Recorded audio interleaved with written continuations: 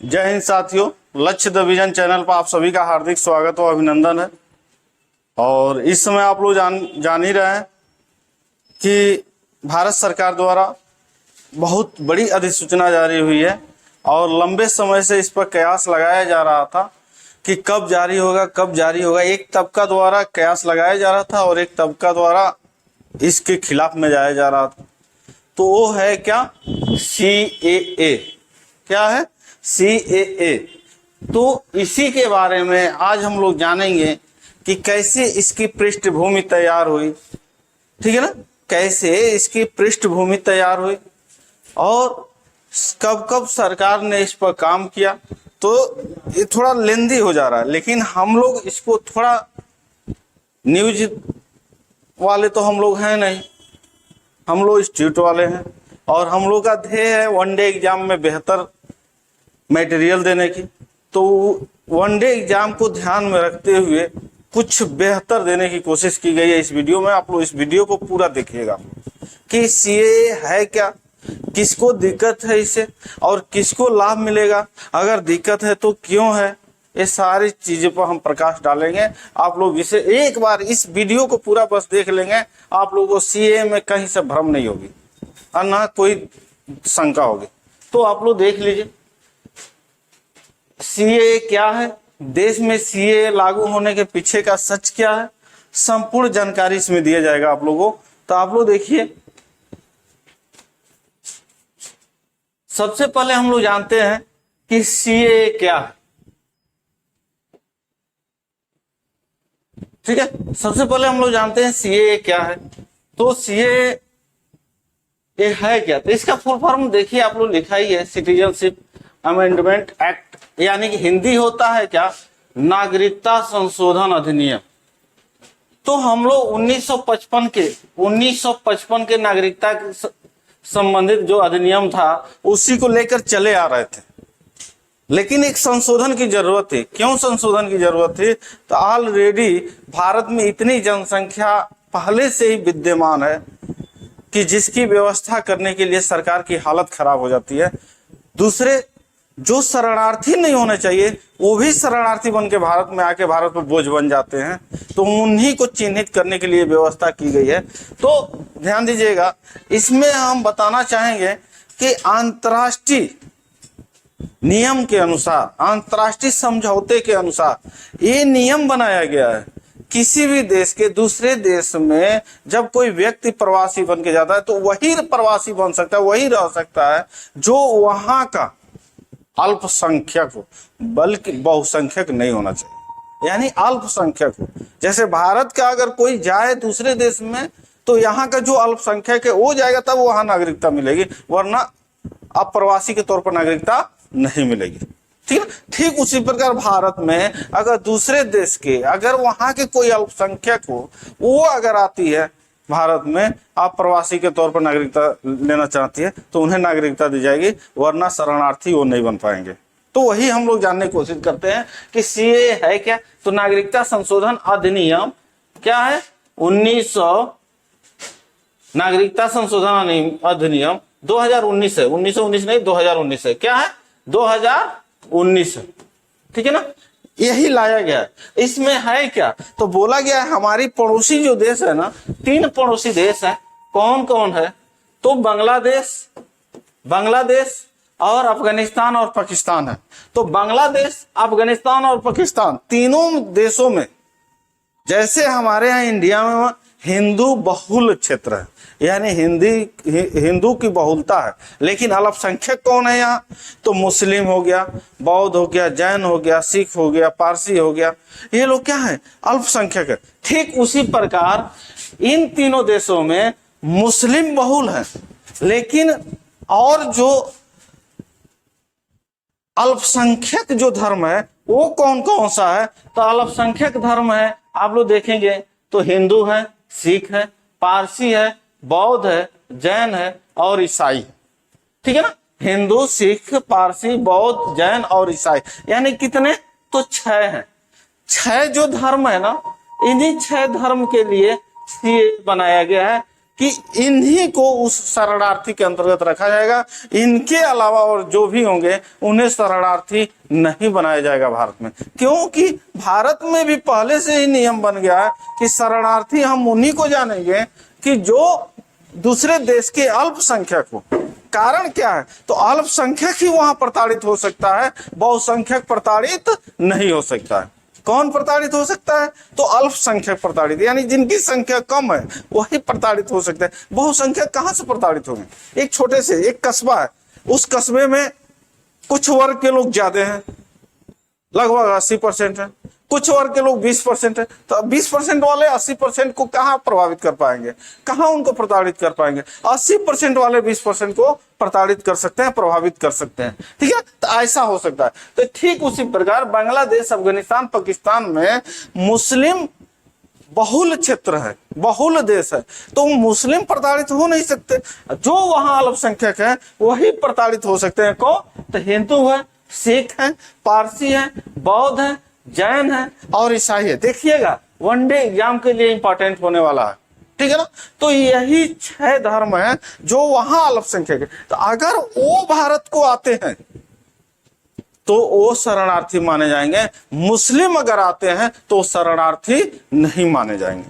तो ये डेट एक निर्धारित कर दिया सीएए के अंतर्गत। डेट क्या निर्धारित कर दिया? तो 31 दिसंबर 2014 से पहले अगर कोई इस धर्म से संबंधित व्यक्ति भारत में आया हो, अब पहले 7 वर्ष था, 7 वर्ष तक प्रवास किया हो, 7 वर्ष तक प्रवास किया हो, लेकिन इस एक्ट के तहत, सीए के तहत क्या कर दिया गया? इसको अब 5 वर्ष कर दिया गया। 7 वर्ष से घटा के 5 वर्ष तक प्रवास किया हो, यहां भी छूट दे दी गई।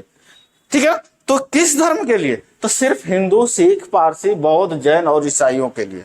ठीक है ना? किनके लिए नहीं है? तो मुस्लिम के लिए नहीं है। तो अब हंगामा कौन कर रहा है, इसके विरोध में कौन जा रहा है? तो मुस्लिम ही जा रहा है। जबकि उनको सोचना चाहिए कि बना किसके लिए है? तो अल्पसंख्यक के लिए। अल्पसंख्यक भारत का नहीं, यानी शरणार्थी। तो शरणार्थी कौन हो सकता है? तो विदेशी आएगा वही तो शरणार्थी होगा। भारत में ही शरणार्थी क्यों है? तो भारत के मुस्लिमों को तो इस पर हंगामा ही नहीं करनी चाहिए, कोई इस पर आपत्ति भी नहीं होनी चाहिए। उनकी नागरिकता तो है, कौन छीनेगा? कोई नहीं छीनेगा। जिनकी नागरिकता है उनकी नागरिकता कोई नहीं ले सकता है। लेकिन जो शरणार्थी हैं, विदेशों से आए हैं, भारत पे बोझ बने हैं, अगर वो शरणार्थी के अंतर्गत नहीं रह रहे हैं, यानी कि इन धर्मों से संबंधित नहीं है, तो वो भारत के शरणार्थी नहीं कहलाएंगे और उन्हें चिन्हित किया जाएगा। अब इनको क्या किया जाएगा? सीएए के तहत भारत की नागरिकता प्रदान की जाएगी।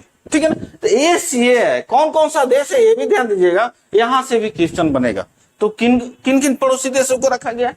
तो बांग्लादेश, अफगानिस्तान और पाकिस्तान। बांग्लादेश, अफगानिस्तान और पाकिस्तान के जो अल्पसंख्यक वर्ग है, हिंदू, सिख, पारसी, बौद्ध, जैन और ईसाई, जो 31 दिसंबर 2014 के पहले से भारत में रह रहे हैं, वो अगर ये 5 वर्ष तक प्रवास कर चुके हैं तो भारत सरकार बहुत जल्द वेबसाइट इसके लिए लॉन्च करने जा रही है। उस पर इसके लिए नागरिकता के लिए आवेदन करेंगे तो उन्हें भारत की नागरिकता दे दी जाएगी। ठीक है ना? तो इसी के बारे में आगे हम लोग थोड़ा प्रकाश डालते हैं, देखते हैं। देखिए, सीए पर मुस्लिम का विरोध क्यों? किसका? तो सीए पर मुस्लिम का विरोध क्यों है, यानी कि विरोध क्यों है इसके बारे में। तो वो विरोध इसलिए कर रहे हैं कि वहां से, इन तीनों देशों से बहुतायत संख्या में मुस्लिम भी भारत को आए, और जब मुस्लिम भी भारत को आते हैं तो वो यहाँ रह गए, उनको सही लगा। क्यों ना सही लगेगा? वहां है आटे के लिए मारे मारी होती है, और भारत में ऐसा कोई कुव्यवस्था है नहीं। यहाँ तो सरकार भी फ्री राशन देती है, तो ऐसी तो कोई दिक्कत खाने का नहीं है। वहां खाने का लाले पड़ा है, भारत में खाने का लाला नहीं पड़ा। तो इस वजह से वो भारत रहना पसंद करते हैं। जबकि भारत उनको क्यों अपने सर पे बोझ बना के रखे? तो इसके लिए सीए लाया गया, और सीएम बोला गया कि वहां के अगर अल्पसंख्यक हैं, अल्पसंख्यक ही प्रताड़ित हो सकते हैं, बहुसंख्यक प्रताड़ित नहीं हो सकते हैं। तो हम अल्पसंख्यक अगर भारत में आते हैं तो उनको हम नागरिकता देंगे, बहुसंख्यक को नागरिकता नहीं देंगे। अगर ऐसे देते चले तो भारत में रहने के लिए जगह नहीं मिलेगी। ठीक है ना?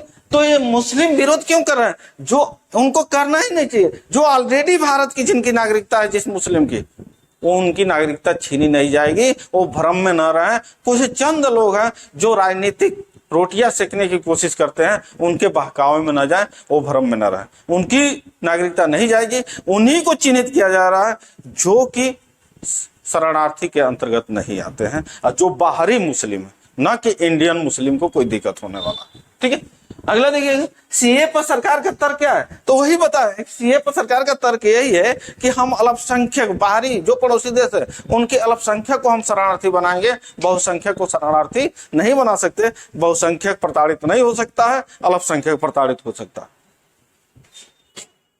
अब देखिएगा, इसकी पृष्ठभूमि कब से तैयार होने लगी, ठीक है ना, इसकी पृष्ठभूमि कब से तैयार होने लगी? आप लोग जानते हैं हमारे भारत देश के राष्ट्रपिता महात्मा गांधी ने ही सर्वप्रथम कहा था कि पाकिस्तान से प्रताड़ित, ध्यान दीजिएगा, पाकिस्तान से प्रताड़ित होकर आने वाले अल्पसंख्यकों को भारत में नौकरी सहित अन्य सुविधाएं उपलब्ध कराना चाहिए।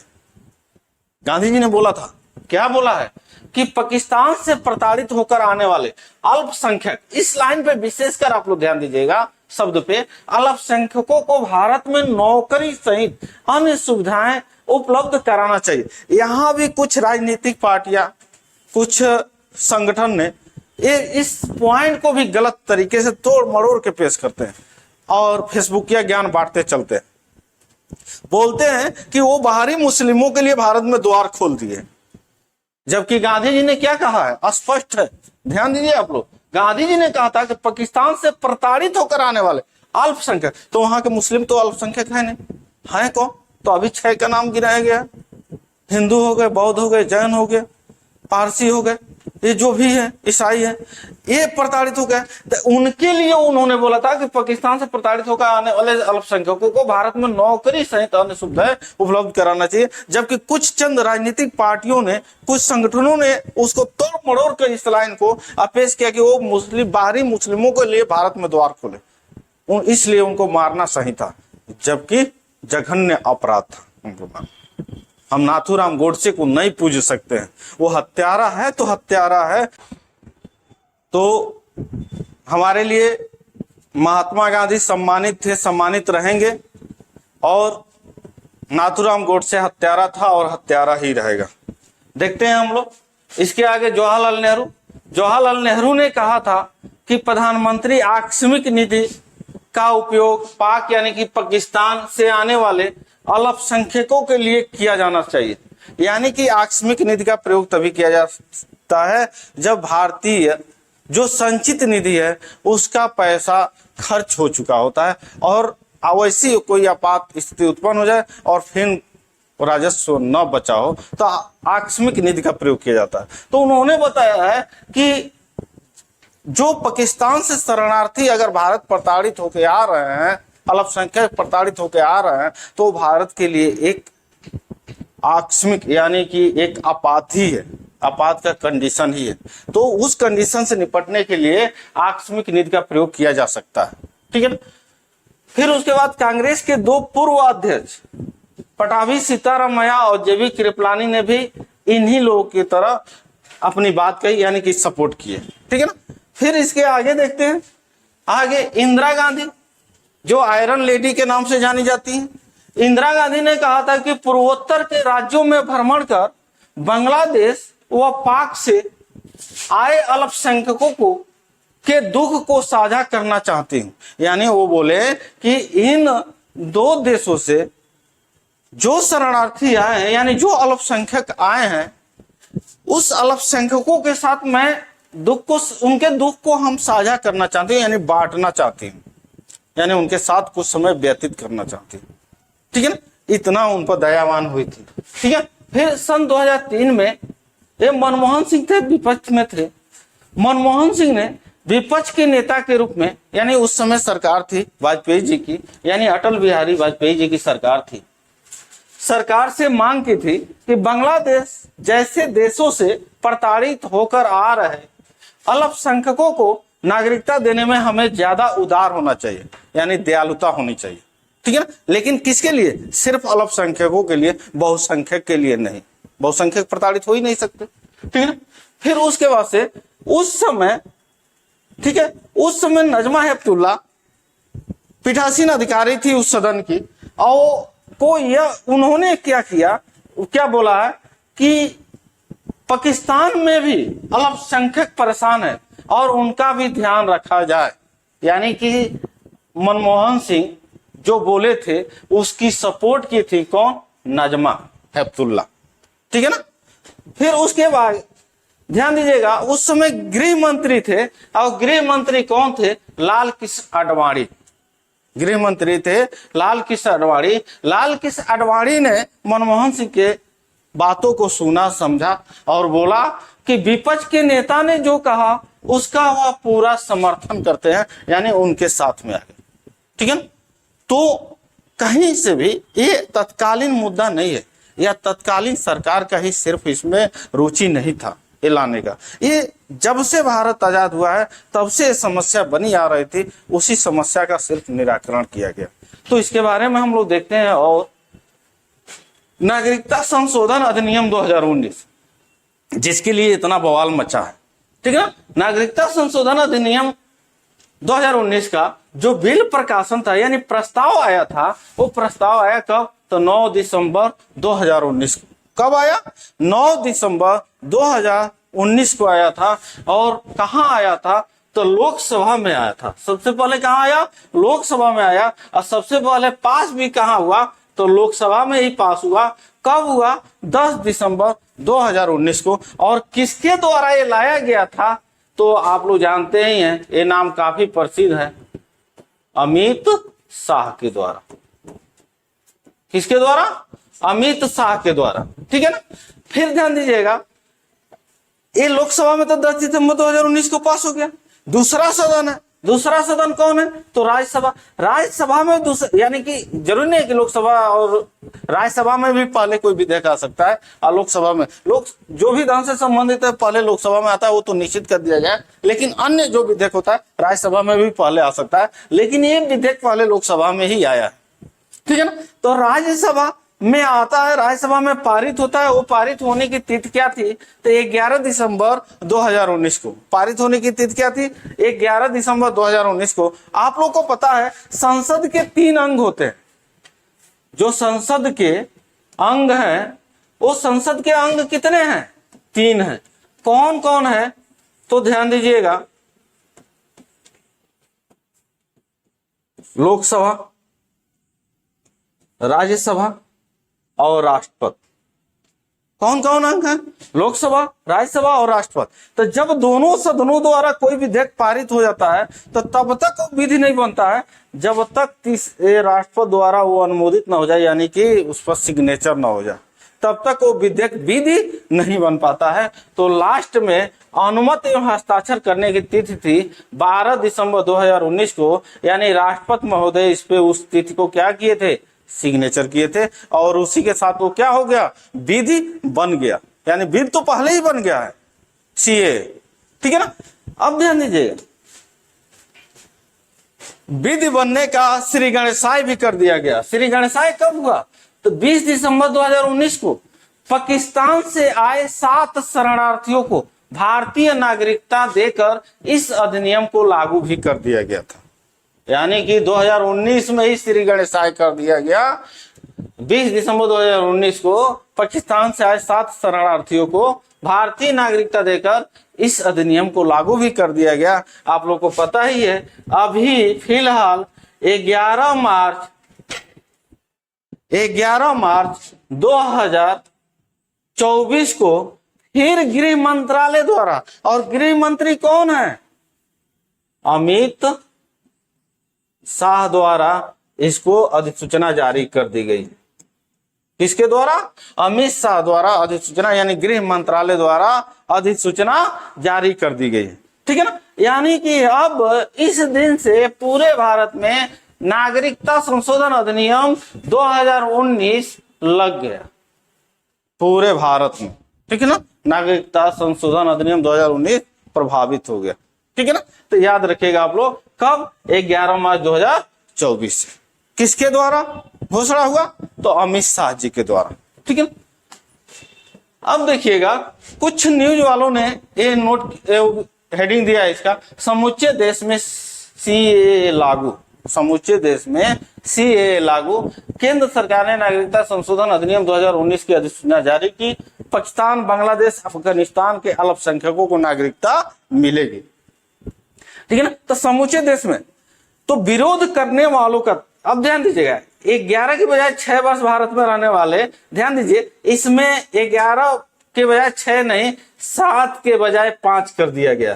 ठीक है ना, यहां लिखा है, वो छोड़िए, 6 बार संशोधन हो चुका है नागरिकता कानून 1955 से अब तक। शुरुआत 1955 में ही हुआ था। कब हुआ था?